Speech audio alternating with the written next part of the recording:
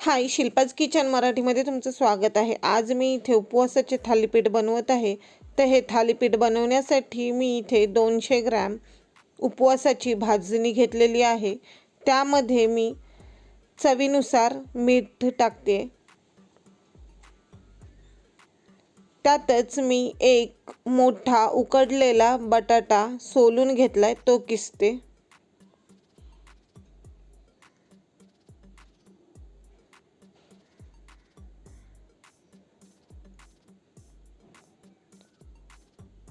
बटाटा किसून झालेला आहे। त्यामध्ये मी 4 हिरव्या मिरच्या चिरून टाकल्या। त्यातच 1 टीस्पून जिरे टाकून याला मिक्स करते। यातच मी 1 वाटी शेंगदाण्याचा कूट टाकत आहे आणि तो देखील यामध्ये मी मिक्स करते।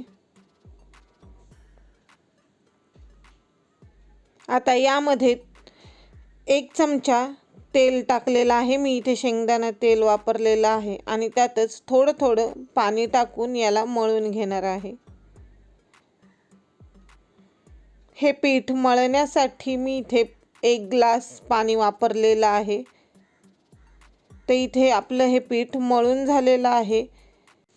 हे बाजूला ठेवूयात। इथे मी पोळपाट घेतलाय, त्यावर रुमाल ओला करून घेतलेला आहे। त्यावर आता आपण आपल्याला जेवढा थालीपीठ थापायचं आहे तेवढा गोळा घ्यायचा आहे आणि पाण्याचा हात घेऊन याला थापायचं आहे।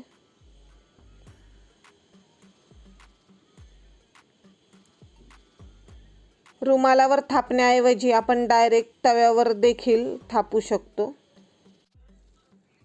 हे आपले थालीपीठ थापून झालेलं आहे। मी आता गॅसवर तवा गरम करायला ठेवत आहे। तवा गरम झाला की त्यावर थोडंसं तेल टाकून तेल पसरवते। आता यावर मी हे थालीपीठ अलगद असं सोडणार आहे।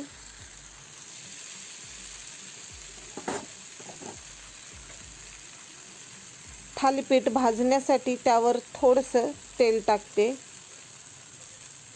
गॅसची फ्लेम मी इथे स्लो ठेवलेली आहे।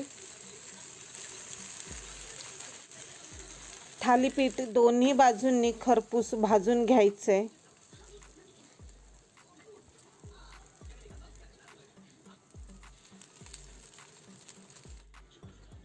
तयार झालेलं आहे आपलं हे उपवासाचं थालीपीठ। हे मी एका प्लेटमध्ये काढते आणि अशाच प्रकारे मी बाकीचे देखील थालीपीठ बनवून घेते। हे थालीपीठ जास्त जाड बनवू नका आणि गरम गरमच दह्यासोबत खा, एक नंबर लागतात। तर तुम्हाला हे मी बनवलेले उपवासाचे थालीपीठ कसे वाटले ते मला कमेंटमध्ये सांगा। जर आवडले असतील तर व्हिडिओला लाईक करा, शेअर करा आणि चॅनलला सबस्क्राईब करायला विसरू नका। आणि हां, स्वतःची काळजी देखील घ्यायला विसरू नका।